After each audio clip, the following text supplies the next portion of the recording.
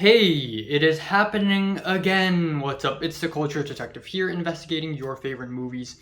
And today I'm going to be doing another special movie review where I review seven, well, actually, this time eight Hong Kong films. Because ever since 2020, I have been actively watching and reviewing Hong Kong movies, but I don't want to do a review for every single Hong Kong movie I watch, so I'm gonna do a bunch where I watch seven or eight or even nine Hong Kong movies in a short period of time, and then I review them in a bunch, and then I wait for the next batch, essentially. So I'm reviewing Hong Kong movies by batches. Starting off a couple months ago, I watched Happy Together, directed by Kar-Wai, or Wang Gawei, 春光乍洩. So this is, again, one of the more famous works from one of the most famous directors from Hong Kong. And if you're from the art house film community, Wong Kar-wai should be no stranger to you. And it's kind of funny because, again, earlier this year in mid-June, I went to the legendary HKOS meeting, and it's funny because I'm gonna do something about that later. But one of the guys in that group was like, "Oh, so you've watched all the Wong Kar-wai movies, right?" And I was like, "Well, I actually have only watched three: Chungking Express, Fallen Angels, and In the Mood for Love." So I realized that I really need to watch more Wong Kar-wai movies ASAP. So a great place to continue would be Happy Together. And unfortunately, surprisingly, it's not a very great place to continue. Don't get me wrong, it is a great film, but this is extremely different from the three Wong Kar-wai films I have previously seen. Instead of being dreamy and sweet and nostalgic and romantic, or being really sad and lonely and elegant, this is aggressive, sweaty, and rough. Watching this movie is such a rough ride. And this movie is set in Argentina. Mainly, it stars Tony Leung and Leslie Cheung. Both of them are two legendary actors from Hong Kong, and both of them have amazing chemistry with one another. But given that this movie is set in Argentina, it doesn't have the dreamy flavor that the movie would have had if it takes place in Hong Kong. But because of that, Wong Kar-wai opted for almost a different style here and made the vibe of the movie a lot more aggressive and less dreamy. And in that way, it's actually quite nice. I also think the color grading is fantastic here. There are so many shots in this movie that almost has this filter. There's a rainbow filter of red on one side, and then yellow, green, and then blue. But it doesn't look hideous at all. It looks freaking gorgeous. And I really love that. This is just one of those movies that you would watch and you would be like, it's alright. And then you stop watching and then you look back and you realize, damn, that's a very good movie. Because you sort of love the memory of the movie than the movie itself. And that is inadvertently meaning that the movie is also a good movie. So I guess I'm just gonna say that. I'm giving Happy Together a 9 out of 10. Then I went to the cinemas in Hong Kong and watched Septet, The Story of Hong Kong. 七人樂隊. I went to the amazing Broadway Cinematheque in Yau Ma Tei to watch this film, and boy am I disappointed.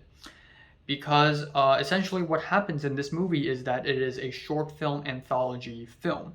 It gathers seven of the best directors that Hong Kong has to offer, and they all made a short film, and they compiled the short film together, and boom, Septet, The Story of Hong Kong. And despite having some of the best directors working on this project, a chunk of this project is mediocre, boring, and very safe and very mild.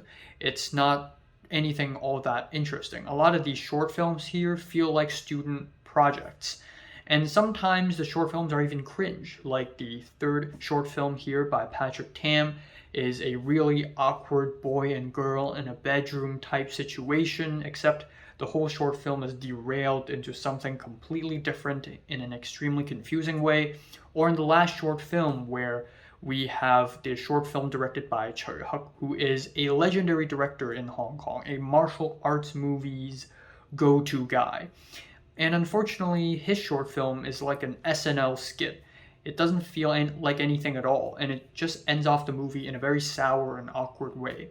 There are some really good moments here and there. I particularly like the short film by Yun Wo-ping, which is a really heartwarming short film showcasing a relationship between a grandfather and a granddaughter.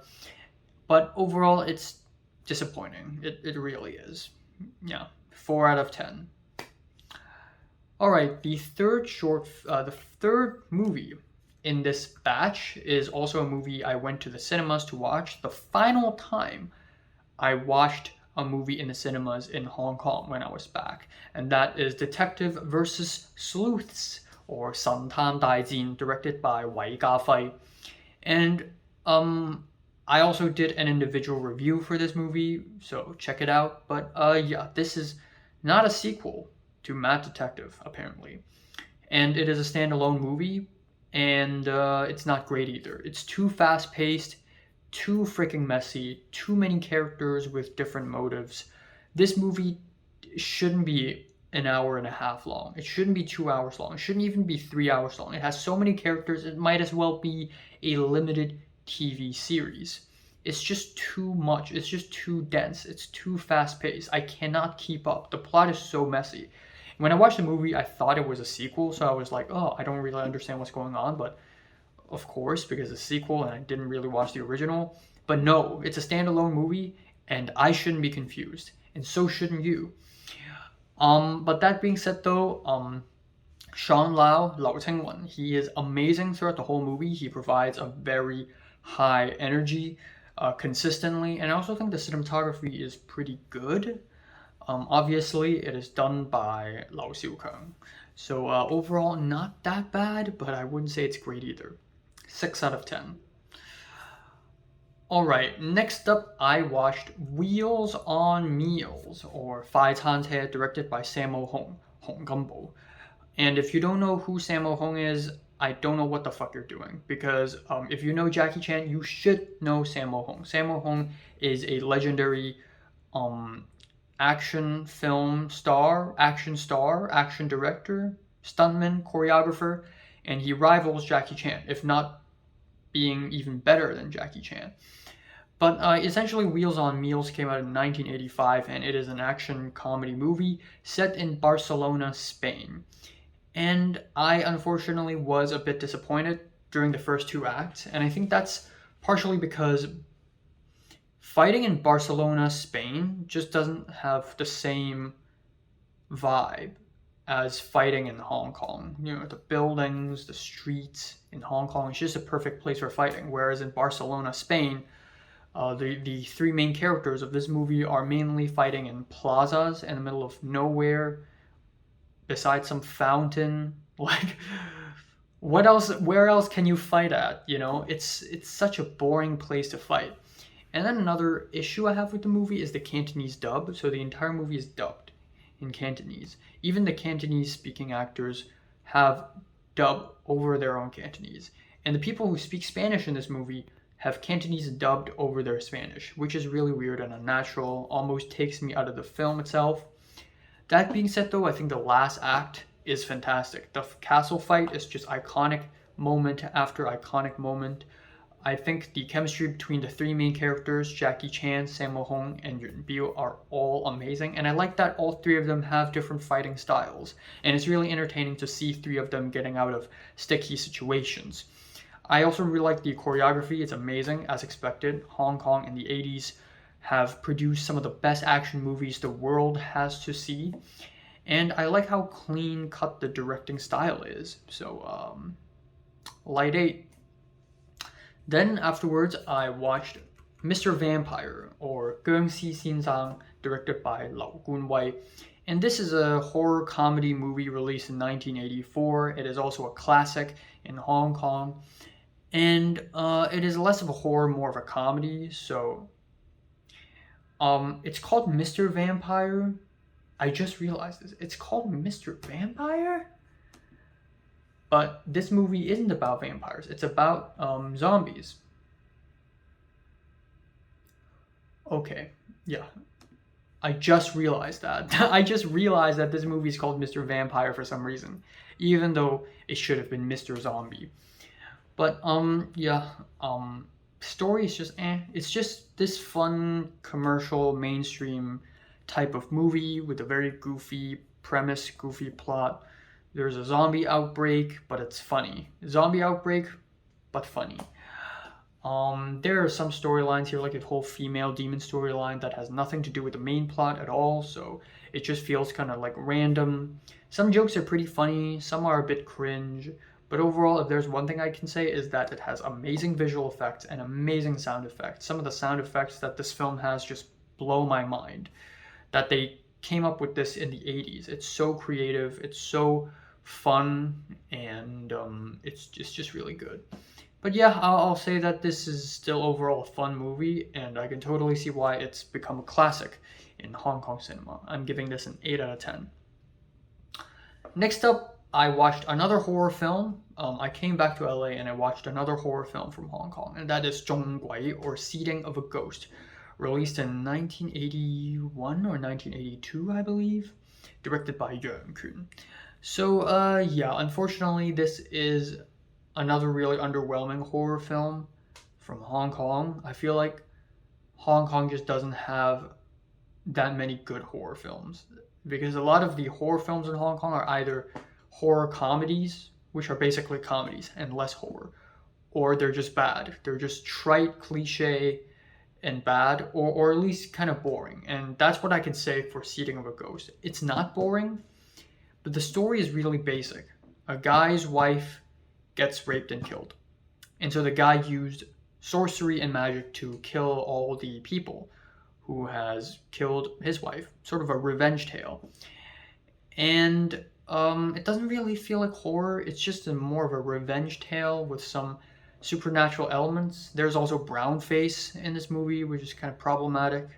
It's just kind of, I mean, yeah, this film was released in the 80s, so people probably had that stereotype back then, but even now, there are still stereotypes of, oh, Southeast Asians are just really spooky and like, supernatural, scary stuff all comes from Thailand all the time. It's always Thailand.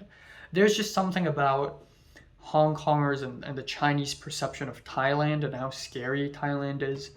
I mean, I know how there are tons of urban legends from Thailand that's scary as hell, but this is such a silly stereotype. But yeah, it's not that scary of a movie either, because we're always on the revenger side. We're always at the protagonist side, and the protagonist is using witchcraft. So it's not scary, really, because we're already on his side. And if there's one thing I can say is that the practical effects are really great. The movie really gets extremely creative with the practical effects, all the way from chemistry experiments to using lights to using fire and water. Like, it's just insane. So at least there's that. But overall, 6 out of 10. I know I gave it a 7 out of 10 originally, but I would like to lower that to a 6. All right. Then I went to the cinemas and watched Blue Island, directed by Chen Ziwen, which is the latest part documentary, part narrative film about the politics and the recent history of Hong Kong. And it's another one of those political docu/narrative films that have been coming out lately because of politics. So needless to say, out of sentimentality, I already enjoy this movie. The documentary parts are great, by the way. The way it shows the subjects are fantastic. The narrative parts are not as great, in my opinion.